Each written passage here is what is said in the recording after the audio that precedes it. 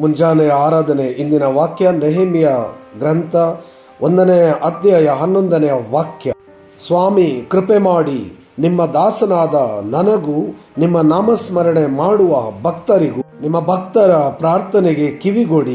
ನಿಮ್ಮ ದಾಸನಾದ ನಾನು ಈ ದಿನ ಕೃತಾರ್ಥನಾಗುವಂತೆ ಕರುಣೆ ತೋರಿರಿ. Price lord. ನೆಹೆಮಿಯ ಪ್ರವಾದಿಯ ಗ್ರಂಥದಲ್ಲಿ ಆಲಿಸಿರುವಂತೆ ನಮ್ಮ ಪ್ರಾರ್ಥನೆಗೆ ಮೊರೆಯಿಡುವ ನಮ್ಮ ಪ್ರಾರ್ಥನೆಗೆ ಕರುಣೆ ತೋರುವ ದೇವನಿಗೆ ಸ್ತೋತ್ರ, ವಂದನೆ, ಆರಾಧನೆ, ಆರೋಗ್ಯ, ಸೌಖ್ಯ, ಆಶೀರ್ವಾದ, ಕೃಪೆ, ಕರುಣೆ ನೀಡಿರುವ ದೇವನಿಗೆ ವಂದನೆ. ಪ್ರತಿದಿನ ಮೊರೆ ಇಡುವ ಪ್ರಭುವಿನ ನಾಮದಲ್ಲಿ ಪ್ರಾರ್ಥಿಸುವ ಪ್ರತಿಯೊಬ್ಬನಿಗೂ ಕೃಪೆ, ಕರುಣೆ, ಆಶೀರ್ವಾದ ನೀಡುವ ದೇವನಿಗೆ ವಂದನೆ, ಸ್ತೋತ್ರ. 2 ಕರೆಗಳನ್ನು ಹೃದಯದ ಮೇಲೆ ಇಟ್ಟುಕೊಳ್ಳಿರಿ. ಯೇಸು ನಾಮ ಸ್ಮರಿಸೋಣ. Hallelujah, hallelujah. ಪ್ರಭು, ನಿಮ್ಮ ನಮಗೆ ಸ್ತುತಿ, ಸ್ತೋತ್ರ. ಈ ಕ್ಷಣದಲ್ಲಿ ನಿಮ್ಮ ಆತ್ಮರನ್ನು ಕಳುಹಿಸಿರಿ, ಅಭಿಷೇಕಿಸಿರಿ, ಆರೋಗ್ಯ, ಸೌಖ್ಯ, ಆಶೀರ್ವಾದ, ವರದಾನ ನೀಡಿರಿ. ಪಿತನ, ಸುತನ, ಪವಿತ್ರಾತ್ಮ ನಾಮದಲ್ಲಿ.